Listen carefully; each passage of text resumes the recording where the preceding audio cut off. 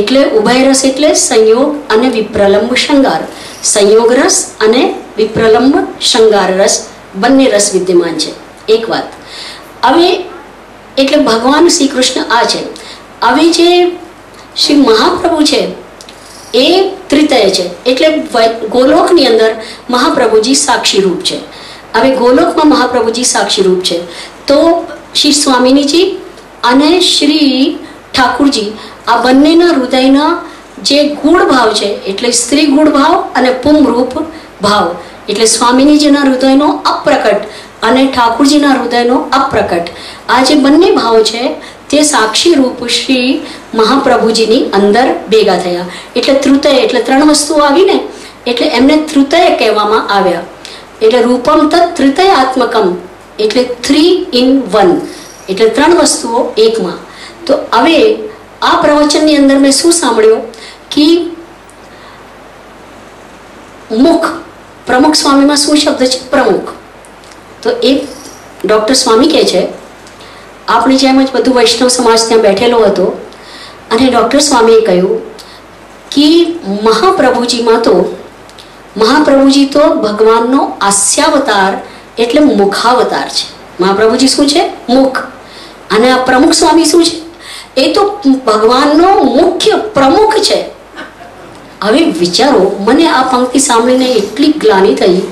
વિચારો કે આ પ્રમુખ કયા ઠાકોરજીના, કઈ વિભૂતિના, કયા રસ સ્વરૂપના, કયા આનંદ સ્વરૂપના એ મુખ છે.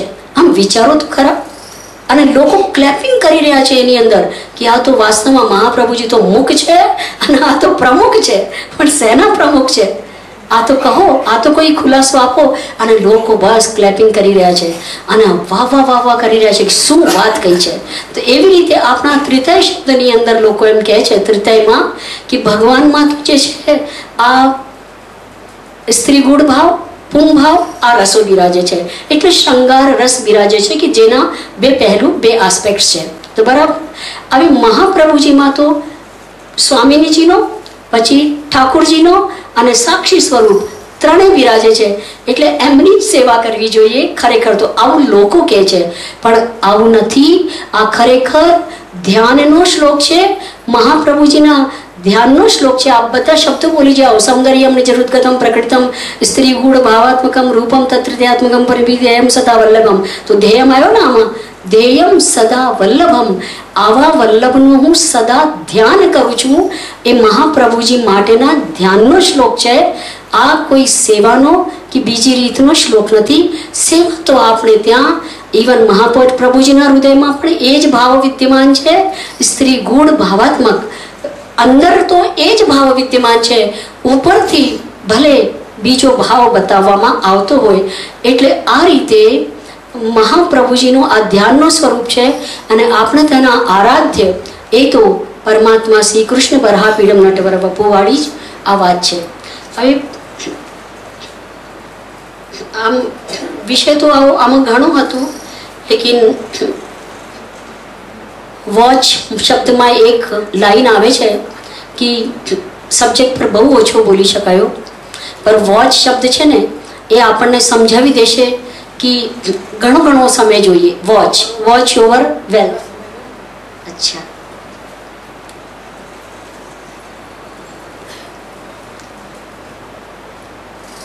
હવે મારે એ એક સબ્જેક્ટને ઓર ટચ કરી શકાય છે.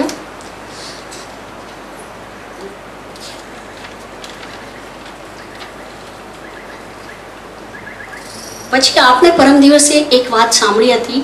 તે વાત સાંભળીને પણ મને એક વાત જરૂર વિચારમાં આવી કે પરમ દિવસે આપણે મુખ્ય વક્તાના પ્રવચનમાં એમ સાંભળ્યું હતું કે શ્રી ગોપીનાથજી પ્રભુચરણથી ચિત્ર સેવા આપણા સંપ્રદાયમાં મતલબ પ્રચલનમાં આવી. અને એને માટેનો શ્લોક મેં પછી ઘરે જઈને રેફર કર્યો હતું.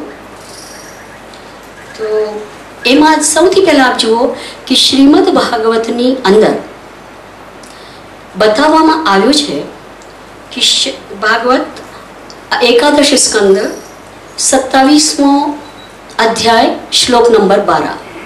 તો એમાં બતાવવામાં આવ્યું છે કે શૈલી દારૂમયી લૌહી લેપ્યા લેખ્યા ચ સૈકતિ મનોમયી મણિમયી અષ્ટવિધા સ્મૃતા. એટલે ભગવાન કહે છે કે મારી 8 પ્રકારથી પ્રતિમાઓનો એટલે મૂર્તિઓનો નિર્માણ થઈ શકે છે. તો તેમાં શૈલી એટલે સ્ટોન, પથ્થરની શિલા હોય ને એનાથી જે બનેલી હોય શૈલી. દારૂમય એટલે કાષ્ઠની, જેમ શ્રી જગન્નાથજી. શૈલી દારૂમય. પછી લૌહી એટલે ગોવામાં લોખંડ બહુ પ્રાપ્ત થાય. અને રામદેવજી બરાબર શોધી કાઢે છે કે કયા સ્થાન પર કઈ વસ્તુ પ્રાપ્ત થાય છે. આપણને પહેલા ખબર નથી હતી કઈ વસ્તુ ક્યાં છે, પણ હવે એમને બધે શોધી કાઢે છે કે ક્યાં કયો મિનરલ્સ અને લોહ તત્વ ક્યાં વધારે, સોનું ક્યાં વધારે, ચાંદી ક્યાં વધારે, એ આપ લોકો ટીવી પરથી જોઈ શકો. તો લોહાની મૂર્તિ. પછી લેપ્યા એટલે લેપેલી, આપણે માટીથી લેપીએ ને, જેમ બેઠકજીમાં આપણે ઘણા બેઠકજીમાં ચંપારણ્યના બેઠકજીમાં આપણે ચબૂતરો લેપીએ છીએ, તો એવી રીતે લેપેલી મૂર્તિ.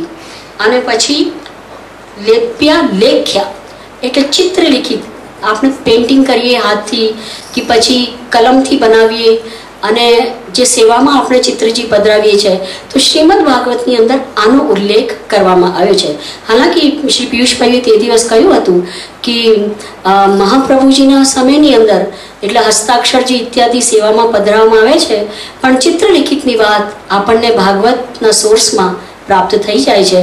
એટલે જે સેવા છે તે ચિત્ર સેવા. એટલે આ રીતે ચિત્ર સેવા એનો વિધાન શ્રીમદ ભાગવતજીમાં પણ કરવામાં આવ્યું છે કે આપણે ચિત્રજીની સેવા કરી શકીએ, જેનાથી સ્વરૂપ સેવા ન પહોંચાય અને જેને ઘરમાં સુવિધા ન હોય અને સૂક્ષ્મ સેવાનો પ્રકાર રાખવો હોય તે ચિત્ર સેવા કરી શકે છે. એના વિશે આપને એક શ્લોક બતાવું. શ્રી ગોપીનાથજી એક બહુ સુંદર વાત લખી છે કે વ્યંગ એટલે તૂટી જાય, વ્યંગાંગીમ અપી. હું શ્લોક જ કાઢીને બતાવું છું, મેં નોટ કર્યું છે ખાસ એટલા માટે.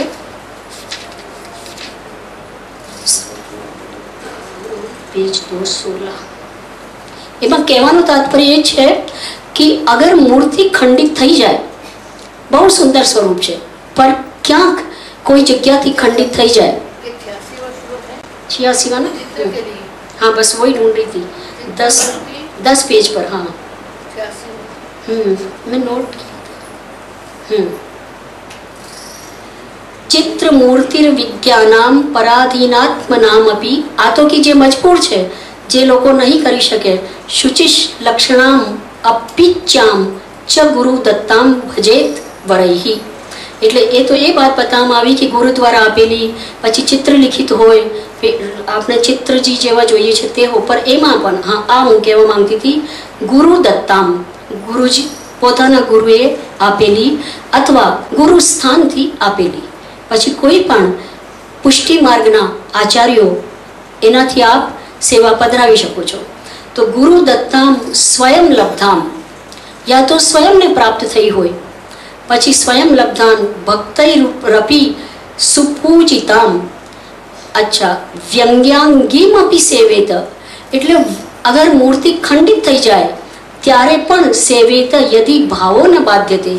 યદિ ભાવમાં સેવા કરનારના ભાવની અંદર અગર કોઈ દોષ ના આવતો હોય, અગર કોઈ વિકાર ના આવતો હોય કે નહીં મને ખંડિત ઠાકુરજી નથી ગમતા, કોઈનો આવું થતો હોય. વાસ્તવમાં તો આપણો પતિ અગર ખંડિત થઈ જાય યા આપણો દીકરો ખંડિત થઈ જાય તો એમાં આપણને આપણા ભાવમાં અભાવ આવે ખરો? આવો ક્યારેય નહીં થાય. ગમે તે છે પણ મારો દીકરો છે, આ કેટલી મોટી વાત છે.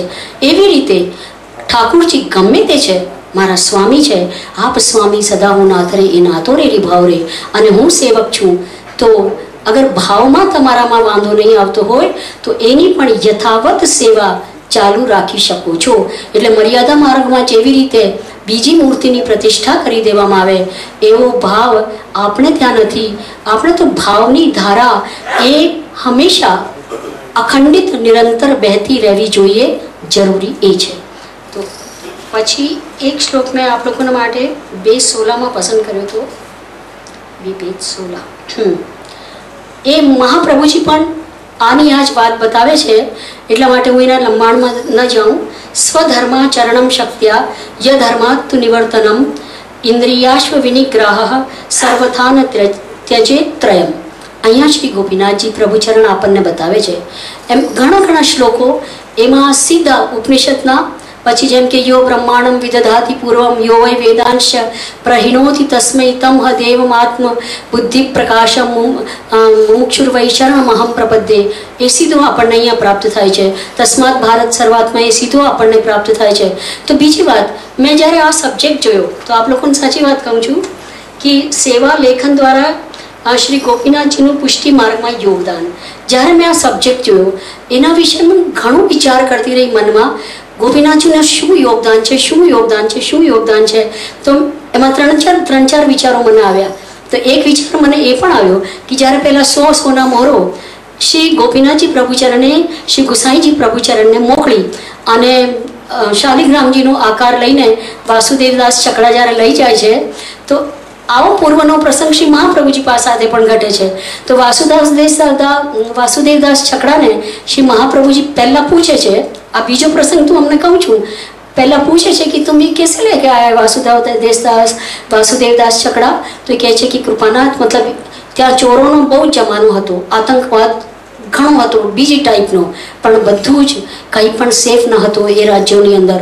તો ત્યારે એ લાકડાની અંદર સોના મોહરો મૂકીને અને એનો ગોળો બનાવીને વૈરાગીના વેશમાં અર્ચના કરતા એ અડેલ સુધી પહોંચે છે અને શ્રી મહાપ્રભુજીને વાસુદેવદાસ છકડા એ સોના મોહરો પહોંચતી કરે છે.